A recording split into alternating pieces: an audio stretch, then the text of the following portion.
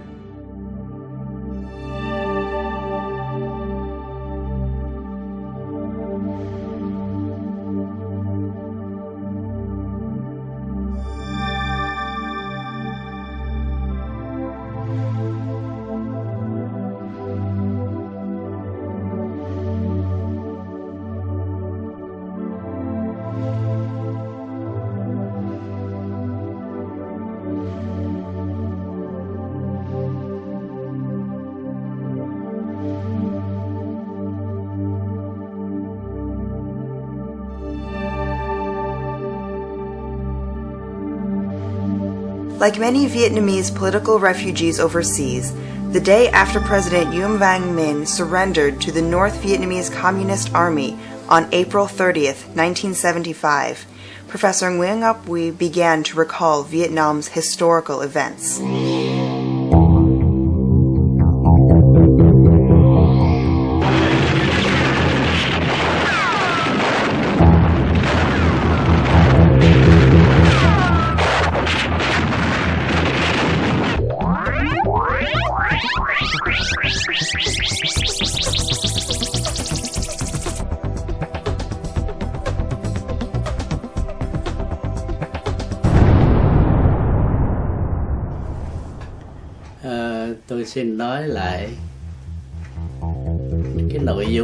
I would like to recount the content of the final meeting at 6 Ba Trieu Street in Saigon's Chinatown. The political situation of the country had deteriorated to the extent that third-party solutions had been formulated under the government. For the first time, we saw Professor Huy cry in front of us. He apologized to his comrades and to his brothers in arms in the nationalist progressive movement and in the Neo-Dai Viet Party for leading them to a dead end. He considered himself the commander of a warship, and, with the ship about to sink, he was ready to stay behind and live and die with his comrades. But we begged him to leave. In the end, he agreed to go.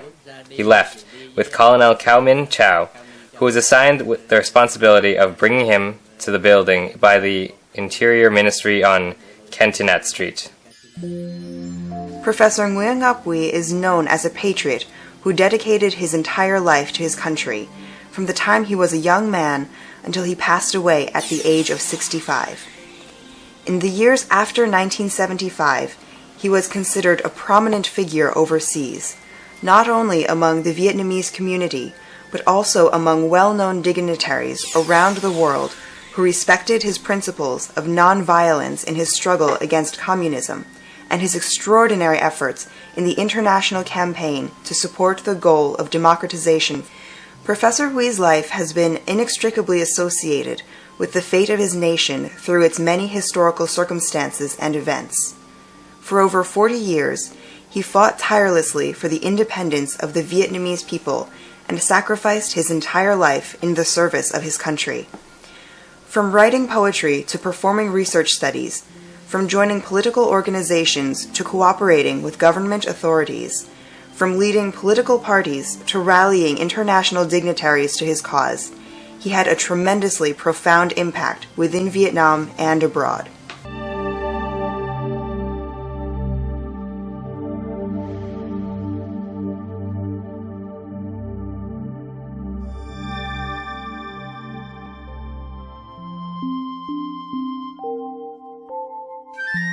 Given his vast knowledge, outstanding memory, extraordinary discipline and focus, and enormous capacity for work, he left a wealth of invaluable literary works and earned the respect of every reader. In his later years, Professor Huy often confided that if he had time, he would write a book every month. He wrote on the bus, on the train, on the airplane, in the back seat of the car, in his bedroom, even on his sickbed. 2 poems in The Vietnamese Soul, his book of poetry, were taught in schools and have become classics. They are The Unsung Heroes and Morning at Yang Bai, which many people have learned by heart, not knowing the poems by Dang Phung had been written by Mr. Nguyen. After Dai Viet Party leader Truong Thu An went missing in the 1940s, Mr. Wee took over the task of thinking through and rewriting the party's political theory to incorporate principles of liberalism and constitutional democracy in his book, The Doctrine of the Nation's Survival. That impressive set of books entitled The Doctrine of the Nation's Survival that we see now, he wrote most of it at a time when he only had his French 10th grade diploma and had not yet graduated from high school with a French baccalaureate. He completed it in mid-1954. His doctoral dissertation, entitled The Notions of Elite in Traditional Chinese Political Thought, was recognized as one of the best for the 1963-1964 academic year at the University of Paris. The fictional kung fu novels by author Jin Young are extremely popular, with millions of readers worldwide. In a book entitled The Hidden Political Thoughts in Jin Young's Martial Arts Fiction Novels, Professor Wee uncovered the hidden political concepts in this epic series, explaining the pros and cons in those concepts, and formulating a manifesto and concrete suggestions on how to build happiness for the people of a nation. The Lay Code, Law in Traditional Vietnam, is the culmination of in-depth and systematic scholarly research covering many aspects of the history and civilization of Vietnam. In the course of his research, he uncovered the true identity of the author of the Lay Code. There is no book in any language, even in Vietnamese, that can be compared to the 3-volume series of the Lay Code, which provides an in-depth study in English of Han Duc Code of Law. Perestroika, The Revenge of Marxism over Leninism, represents his last literary work, which he wrote while very ill and finished just 2 months before he died. Published in English, French, and Vietnamese, this book is a major contribution to international political ideology and was dedicated to the members of the International Committee for a Free Vietnam. Professor Wee's cultural, literary, and political legacy is remarkable. The eclectic nature and richness of the topics he addressed in his books, poems, articles in various magazines, and other publications, interviews, and speeches at various research institutions or renowned universities attest to his meticulous and thorough research skills, extraordinary erudition, versatility, and invaluable foresight. The history of the struggle for independence and freedom in Vietnam in the mid-19th century. On the subject of democracy and opposition parties, co-authored with Professor Nguyen Vang Bong. Human Rights in Traditional China and Vietnam, co-authored with Mr. Stephen B. Young. The Quarrel of the Six Beasts, Introduction and Explanation. Vietnamese Last Names.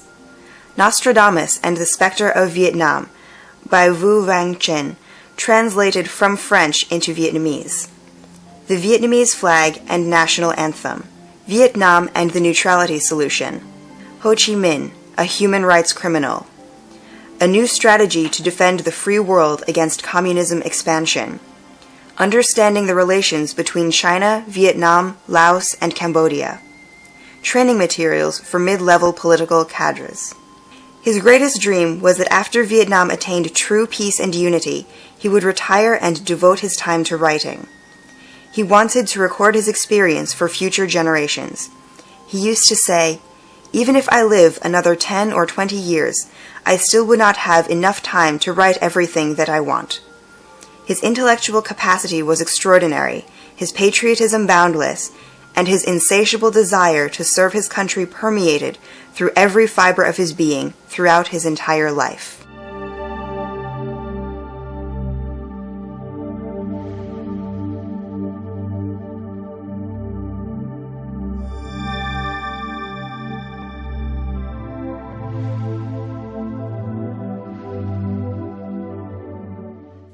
He was the son of district leader Hua, whose full name was Nguyen Ngoc. As a result of his contribution to the field of education at the time, he was awarded the honorary title of District Leader Hua. Generations of students have studied with him, including my own father.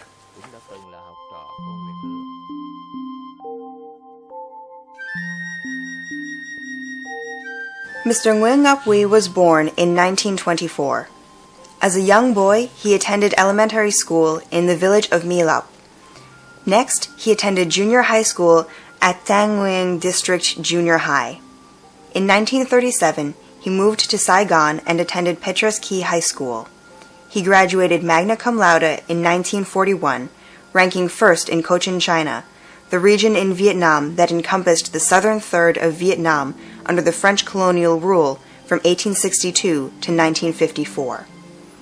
He taught himself and passed the French High School Baccalaureate I in 1954 and Baccalaureate II in 1955. When we lived in France, my mother was the main breadwinner of the family, so my father could be free to study. Back then, he worked as a waiter in a restaurant. Whenever there were customers, he would take care of them, then he would go back to study during any lull in between. In 1955, he moved to Phnom Penh, Cambodia, with Mr. Ngoc. The same year, he was assigned to go to France to assist Dr. Nguyen Tom Wang. He registered at both the School of Political Science, at that time renamed the Institute of Political Studies, and the School of Law and Economic Science at the University of Paris. He graduated from the Institute of Political Studies with a degree in International Relations in 1958. He received his law degree in 1959, MA in Political Science in 1960, and PhD in Political Science in 1963.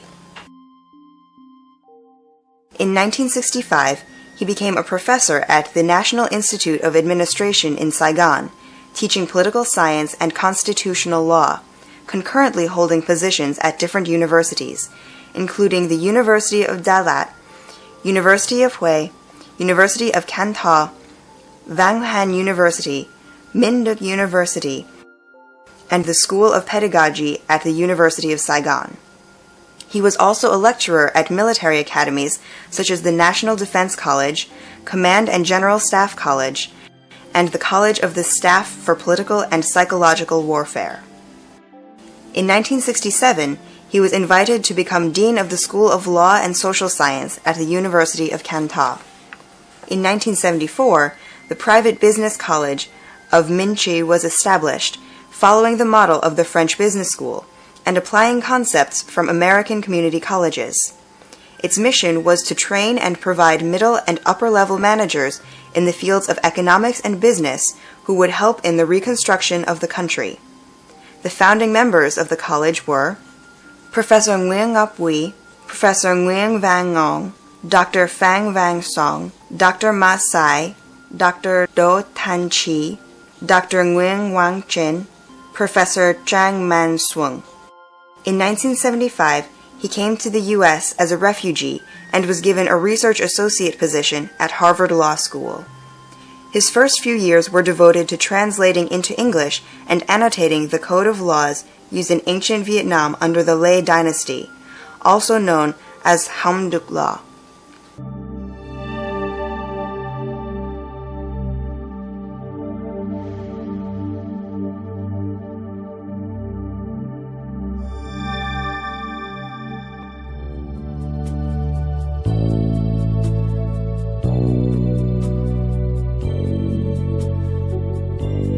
Mr. Nguyen Ngoc married Miss Yum Thi Tu in 1952. At the time, she was a member of the nursing staff at the Tu Du Hospital. From an early age, Nguyen Ngoc's only passion was politics, and he showed no interest in matrimony. But bowing to entreaties from his family and friends, he agreed to get married on the condition that he be allowed to pursue his political activities. They had 3 children, Nguyen Ngoc Quoc Thuy, Nguyen Ngoc Thuy Thang, and Nguyen Ngoc Can Thuy. Father was never close to us children because of his constant political activities, but we deeply respected him and would always listen to him and obey his orders. He felt guilty for not being home with us and would seldom punish us. If we ever received less than perfect grades at school, we would not show a report card to my mother because we knew she would reprimand us. Instead, we would wait for her to be busy in the kitchen after lunch and then rush to our father before his afternoon rest to ask him to sign our report card quickly. He knew exactly what we were up to, would smile and say, "I see your grades are not very good this month. Next time, try harder." Then he would sign. All three children loved him deeply and never wanted to cause him any heartache or tarnish the family name. As a result, we always studied hard. The dutiful and devoted wife never interfered in her husband's activities, focusing instead on managing the household and raising the children to free him for his political activities. In all respects, she quietly fulfilled her duties as his partner, one of the unsung heroes he praised in the Unsung Heroes poem which he had written. My mother took care of everything in the house, finances, children, cooking, and all household chores, so my father could be free to conduct his many political activities. As a youngster, he was often ill, and he remained in poor health throughout his adult life, so my mother had to take care of him as well. In addition, because of his high political profile, his life was constantly threatened, and my mother always worried about his safety. On April 16, 1974, Mrs. Yum Thi Tu died in a tragic seaside accident at the Vung Tau beach. Mr. Wee carried his deep sorrow in his heart through the remaining 16 years of his life, with the constant memory of the love, loyalty, and sacrifice which his life partner had given him over their 22 years together. He never yearned for any other woman. When she died, my father was devastated. He had lost his right arm and confidant. After she passed away, he prayed for her every night. No matter how sick he was or how far away he was from home, he always did it faithfully. When Mr. Nguyen Ngoc Hui's wife passed away, I don't recall ever seeing a funeral where so many students from all over the city attended in such large numbers. 8 years later, also on April 16th, a second tragedy struck him with the death of his youngest son, 17-year-old Nguyen Ngoc Can Thuy. This was a child whom he loved particularly dearly, as the boy who had lost his mother at a young age, was separated from his father, who was often absent for his political activities, and from his older sister, who was away in school. In a moment of deep depression, Can Thuy committed suicide. Regarding my younger brother Andy's death, my father felt enormously guilty.